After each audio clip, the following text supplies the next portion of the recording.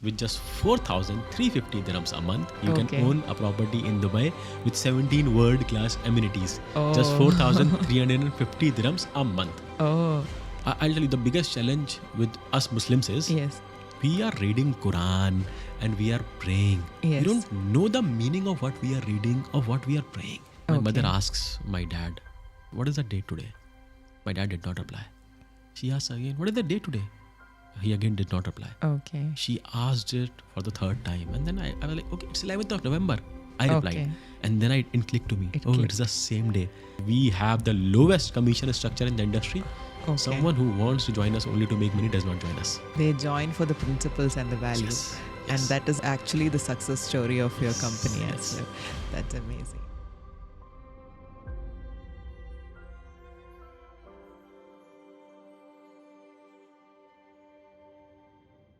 Hi everyone, welcome back to the Bilna Sandeep show. Today on the show, we have a very successful entrepreneur who is quite well known among the social media community, especially if you are on Instagram or TikTok, you definitely know this guy. Welcome on the show, Farhan. Thank you so much, Bilna. Thank you so much for inviting me. Thank you so much for being on our show. I'm sure today's episode, our listeners are gonna hear some things which they can also definitely implement into their businesses. Definitely. So Farhan, how long have you been in your business journey? When was Revo Realty launched? Okay. I have been in this business in real estate for 7.5 years. Nice. Revo was founded in July of 2021. So we are a 1.5-year-old company as of now. Wow. And that is a huge growth, I must say, right? You are a team of 75 now? Yes. That's wow.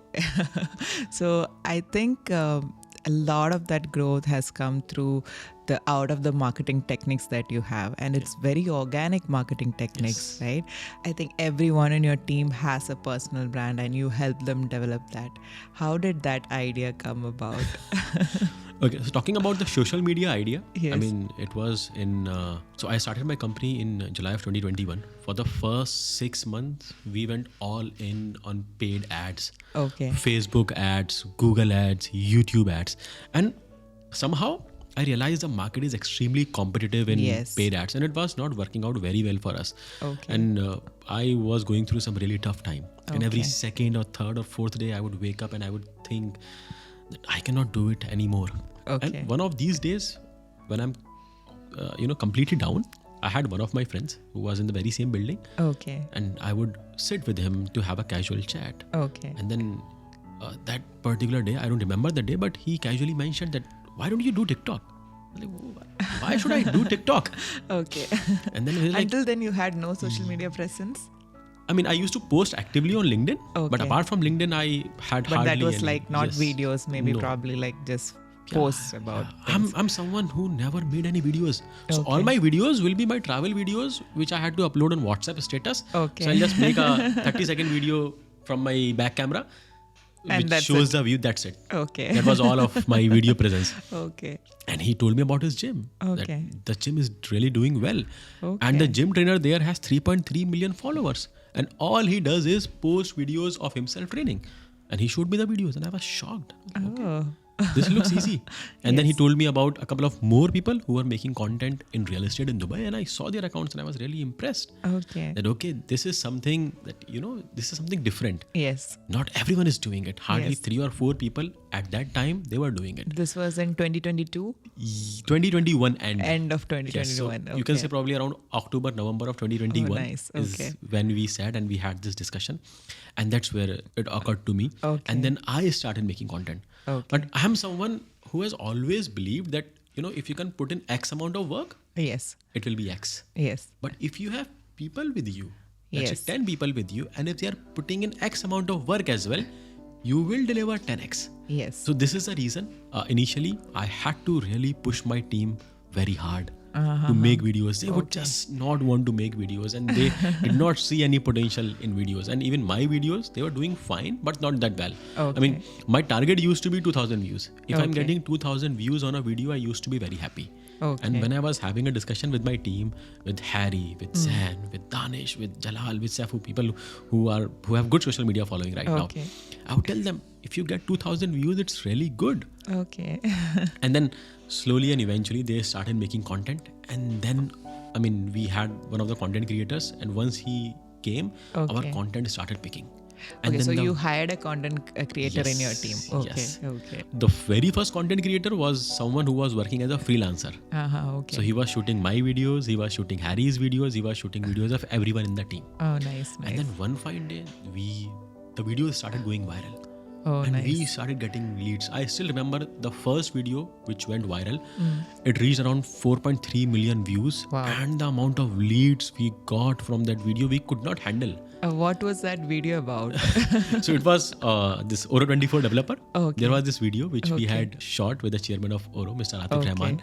And this video was about, with just 4,350 dirhams a month, you can own a property in Dubai with 17 world-class amenities. Just 4,350 dirhams a month. Oh. That was the video. Okay. And every time someone new joined in my team, just to give them that initial push, I told them, you take that video, you upload it on your Instagram. It will go viral. Oh, okay. So for the first 6 or 7 people, whenever they uploaded this video, it went viral for them. Oh, so the same video you kept posting on everyone's profiles. At that time, algorithm was allowing duplicate videos. Now it does not allow. So I would not recommend it right now.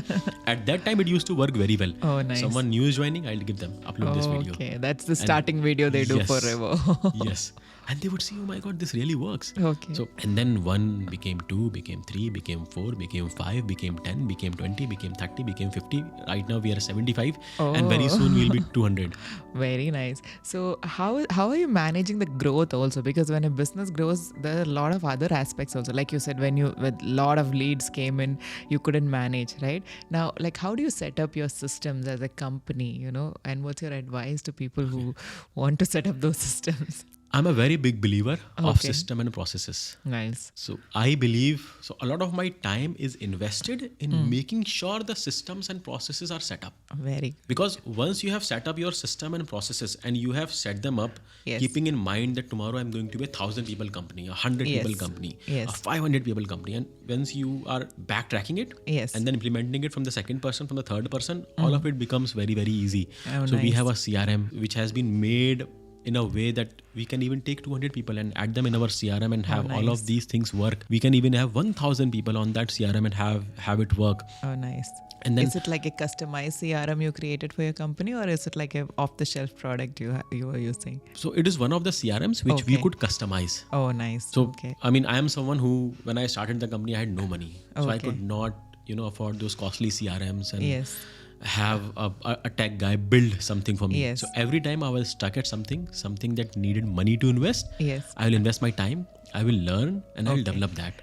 Oh, so nice. So I'm not a programmer, but that customizable CRM was the call of the hour. I had no other option. So I had to study myself. How can I build this? How can I customize it? I read some books on what the CRM should look like and what kind of facilities, features it should have.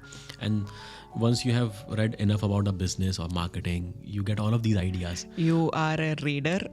Do you read a lot? Yes. So my target is to read 25 books a year. Wow. So I read anywhere between 25 to 30. And most of them are related to business? Half of them are related to business. Okay. So I have this philosophy.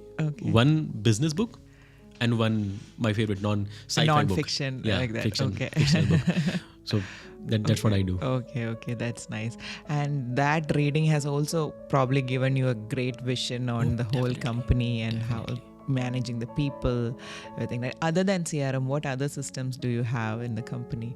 Like, do you have like written processes, and how do you have those things? Honestly speaking, no, because I was the one who was doing all the work, HR, admin, and all of that. So we do not have any of these processes at all.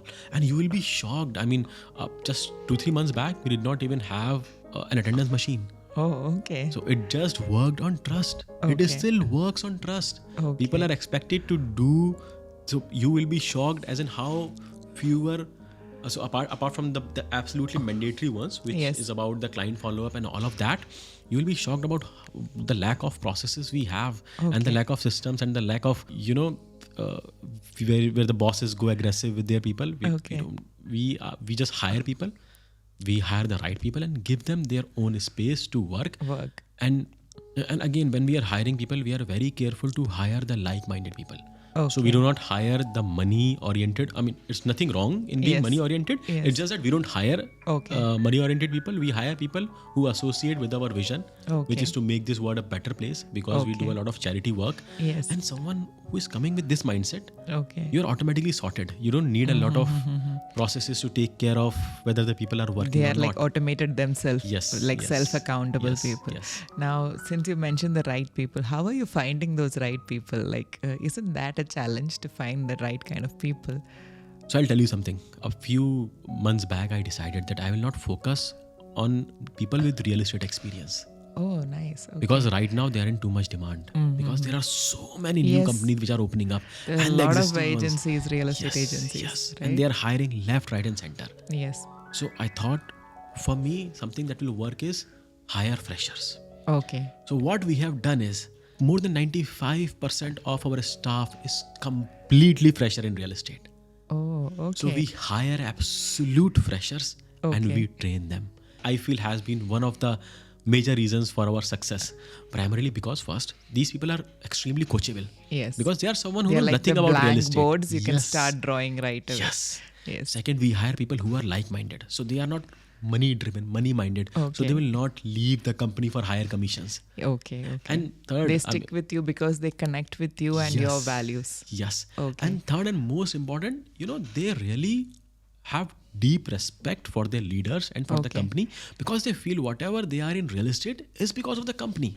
Now, if I hire someone who has 10 years of experience, is already making content, they would think I'm already a brand.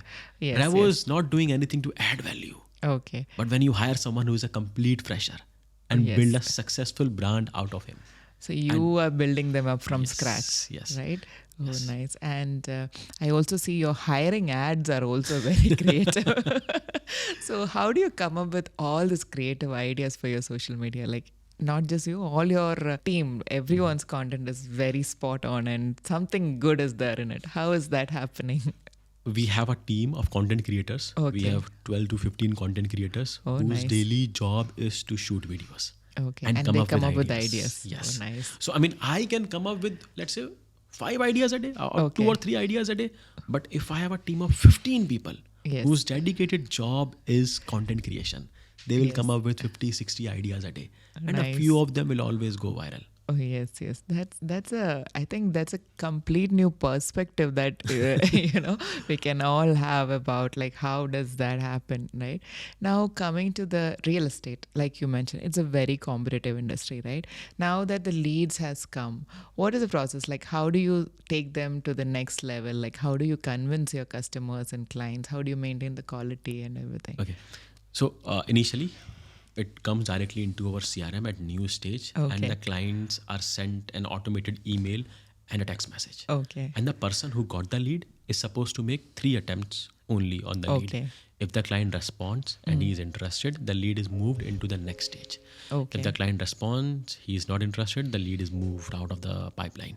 If he does not pick up, we try 3 times, that is our maximum, and then we drop the lead. Nice. And then people are supposed to follow up on the leads, and parallelly the clients are getting emails from our side. And then if someone has inquired on a particular video, which means they are watching his content. So when he uploads the next video, they see that video as well. When he uploads 5 more videos, they see those 5 more videos as well.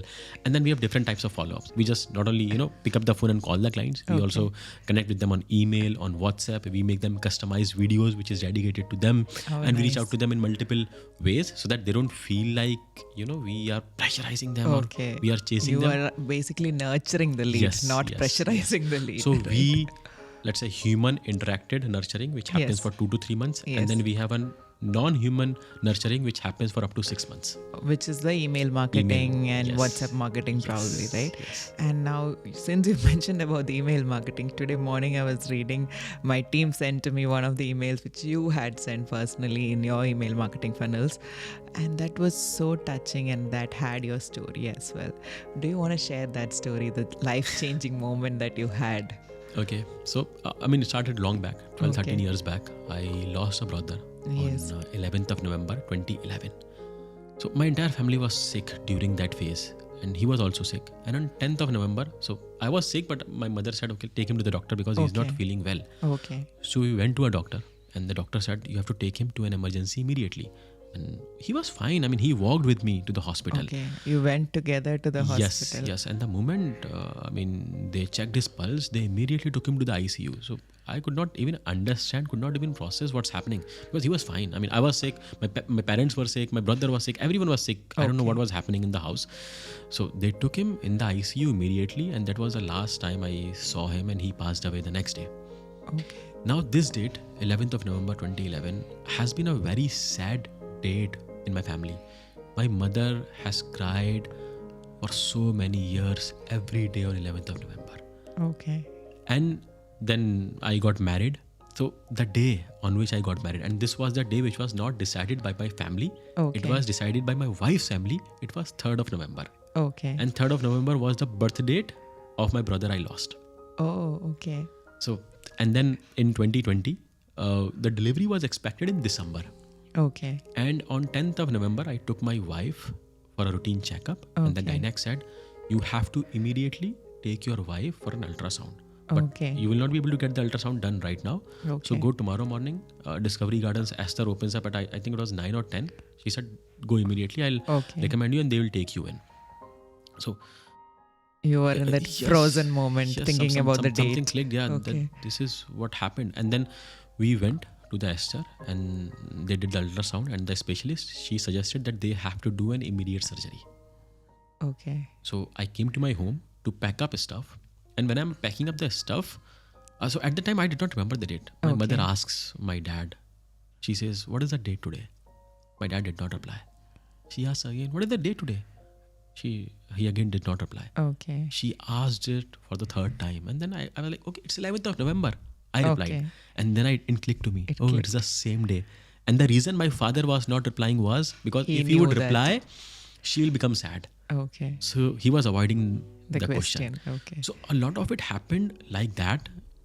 11th of November 2011, I took my brother. 11th of November 2020, I took my wife to the hospital and the surgery. And when the surgery is happening, I always had this regret that I wanted to pray for my brother, but I was not so religious at that point in time. Okay. And 9 years later, when the surgery is happening, I heard azan. Okay. And that's when I prayed to God that just let my kids be fine and I will become religious. Okay. And then I went to pray. Okay. And I prayed, and when I came back, I got to know the surgery was successful. One of my kid was still in an ICU. One was completely fine. The other one, his weight was only 1.75 kg, so they had to put probably him in. They were twins also. Yes. And premature as well. Yes.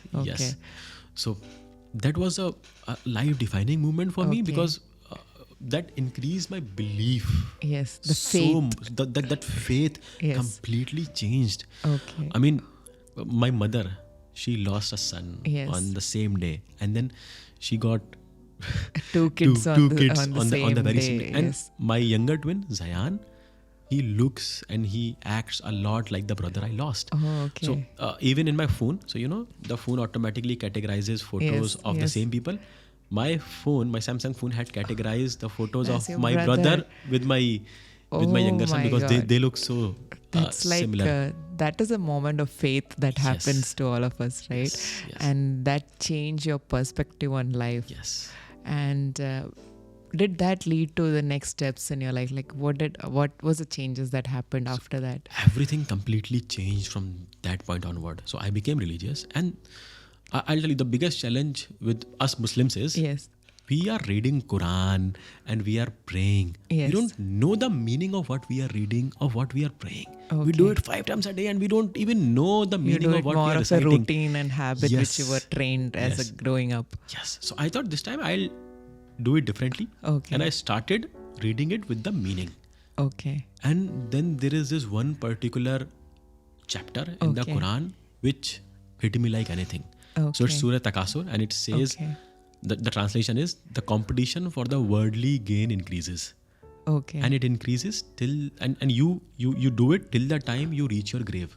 And I realized in my last company, that it is meant for me. This chapter is just for me. Speaking direct to you. Yes, because this is what I was doing.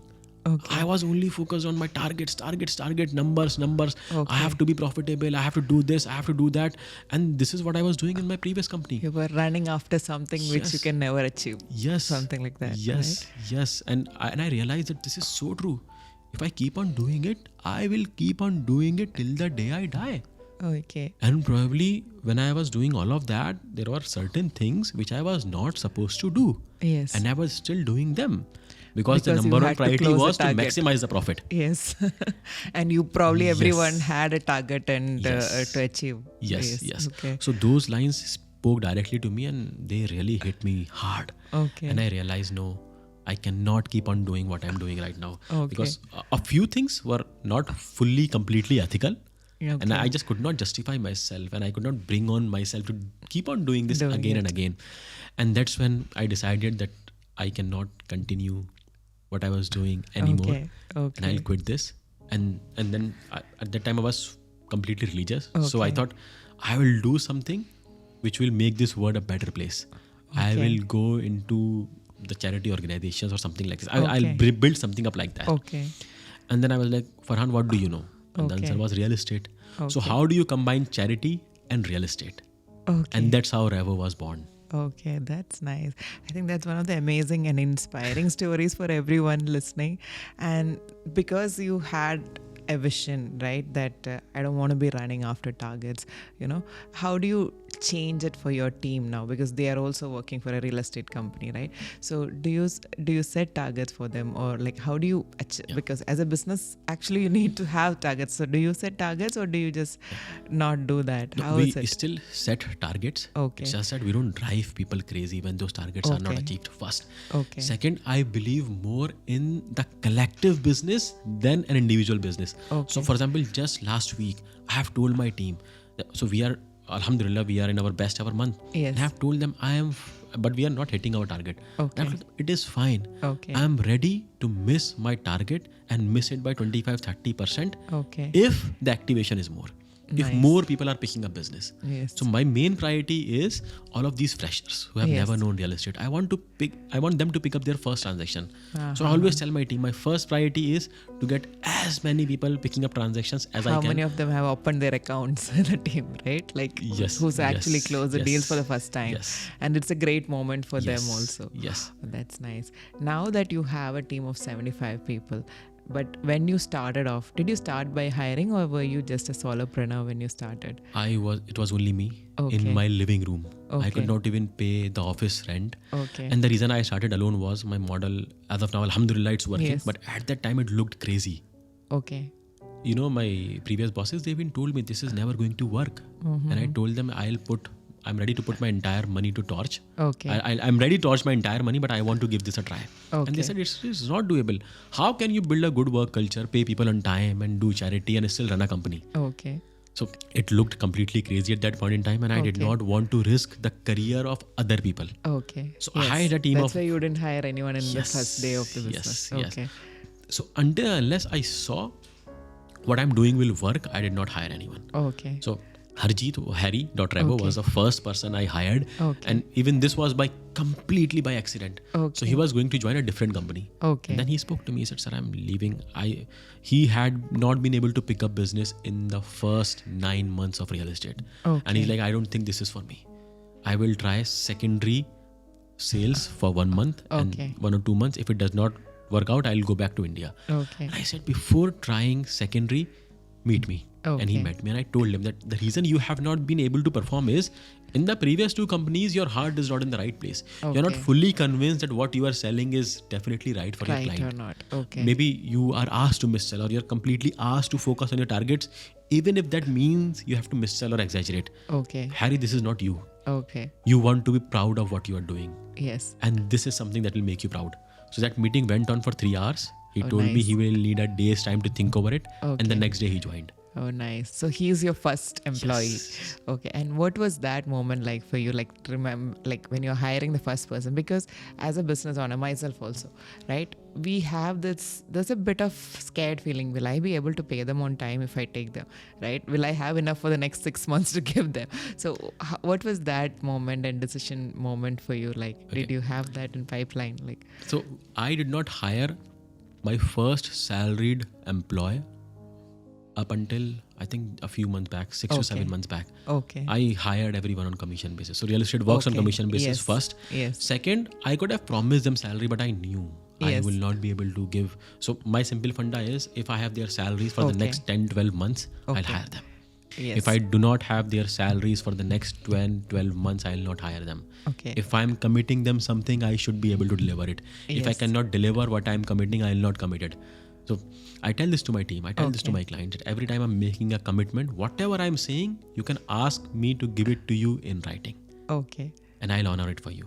Oh, nice. So that was your model until few months, until 6 months back, to have them on commission mode. But the real sales estate team commission is still on is commission. good. The support team, the content creators, the HR, the admin, they are on salary. They're all your full-time team, right? Yes. And what is the criteria if I want to join your company? How would the interview look like? What would be your hiring process like? Okay. The first thing that we check is, are people coachable or not? Okay. Because if you are someone who is coachable, we know we can coach you. Okay. We have hired so many, we have so many people, 17, 18 who are working with us, 18, 19 who are working with us. So if you are coachable, we will coach you. Second thing, we need you to be hardworking. Because real estate, you cannot be successful without working hard. There are probably more than 80,000 agents right now. 5,000 transactions are happening. So for every 16 agents, there is one transaction. Yes. So let's say if I'm hiring you, there are 15 other agents and all of you will be competing for the same client. They have more experience than you. They have been in this field for longer than you. They have better skill set than you. Until and unless you are willing to work 2 times harder than them, than the other 15 people, then only you will close. Second thing we check is work ethics. Are their work ethics good or not? And third, which is the deal breaker for me, you have to be like-minded. You have to be someone who genuinely believes in making this world a better place, because if you are not, you will never work with us. Why? So that is your value of the company. Because we have the lowest commission structure in the industry. So we donate up to 1% of property value towards charity. That is roughly 20% of our revenue. Which is 20% lesser money for you and 20% lesser money for me. So and I feel this is again one of the reasons for our success and low attrition is that when we tell people that we have the lowest commission structure in the industry, someone who wants to join us only to make money does not join us. Yes. They join for the principles and the value. And that is actually the success story of your company as well. That's amazing.